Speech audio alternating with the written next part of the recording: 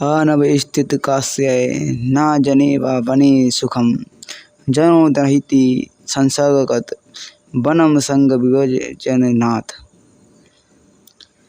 इस श्लोक के माध्यम से आचार्य चाणक्य कहते हैं कि किसी भी काम में सफलता के लिए मन को काबू करना बहुत ज़रूरी है।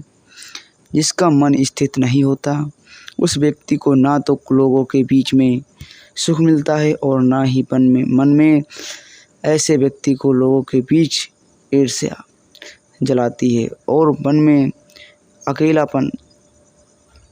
आपको विस्तार से बताएं तो ऐसे समझिए कि जीवन में किसी भी काम को में सफलता प्राप्त के लिए मन की चंचलता को दूर करना बहुत ही ज़रूरी है, क्योंकि जिसका मन चंचल है वो व्यक्ति चाहे कितनी ही मेहनत कर ले लेकिन जल्दी सफल नहीं हो पाता।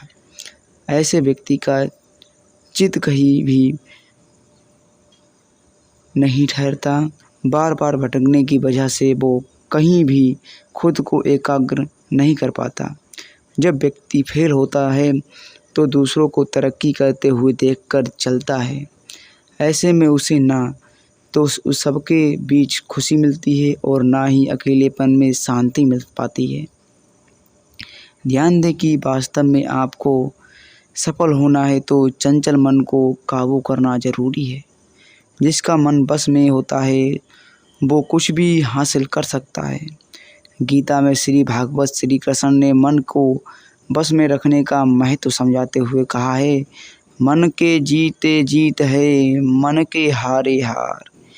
यानी अगर आपने मन को जीत लिया तो आपके लिए कुछ भी जीतना मुश्किल नहीं, लेकिन अगर आप अपने मन के गुलाम हैं तो आप वही रहेंगे जो आपका मन आपसे करवाएगा।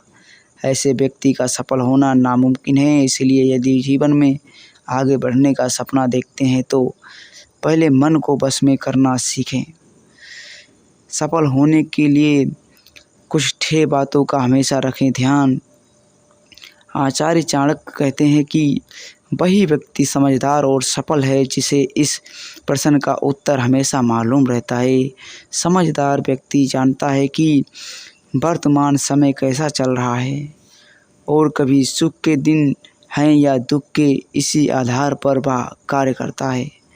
हमें ये मालूम होना चाहिए कि हमारे सच्चे मित्र कौन कौन हैं और मित्रों के बेस में शत्रु कौन कौन हैं। मित्रों के बेस में छिपे शत्रुओं को पहचानना बहुत ज़रूरी है।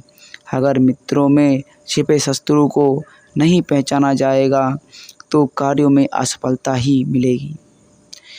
ये देश के कैसा है, यानी जहां हम काम करते हैं वह स्थल, शहर और वहां के हालात कैसे हैं, कार्यस्थल पर काम करने वाले लोग कैसे हैं, इन बातों का ध्यान रखते हुए काम करेंगे तो असफल होने की संभावनाएं बहुत कम हो जाएंगी।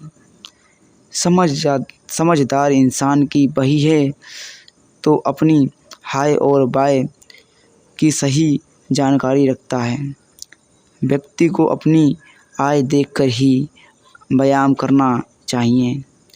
आय से कम खर्च करेंगे तो थोड़ा थोड़ा ही सही पर धन संचय हो सकता है। हमें इस बात का ध्यान रखना चाहिए कि हमारा प्रबंध, कंपनी, संस्थान या बॉस हमसे क्या चाहता है, हम ठीक वैसे ही काम करें जिससे संस्थान को लाभ मिलता है। और अगर संस्थान को लाभ मिल होगा तो कर्मचारी को भी लाभ मिलने की संभावनाएं बढ़ सकती हैं। ये आखिरी बात सबसे ज़रूरी है। हमें ये मालूम होना चाहिए कि हम क्या क्या कर सकते हैं। वही काम हाथ में लेना चाहिए जिसे पूरा करने का सामर्थ्य हमारे पास है। और अगर शक्ति से अधिक काम हम हाथ में लें तो असफल होना तय है। हमारे YouTube चैनल में बने रहने के लिए आपका धन्यवाद। हमारे YouTube चैनल को लाइक करिए, सब्सक्राइब करिए, कमेंट करिए, शेयर करिए। हमारे YouTube चैनल को सब्सक्राइब करिए।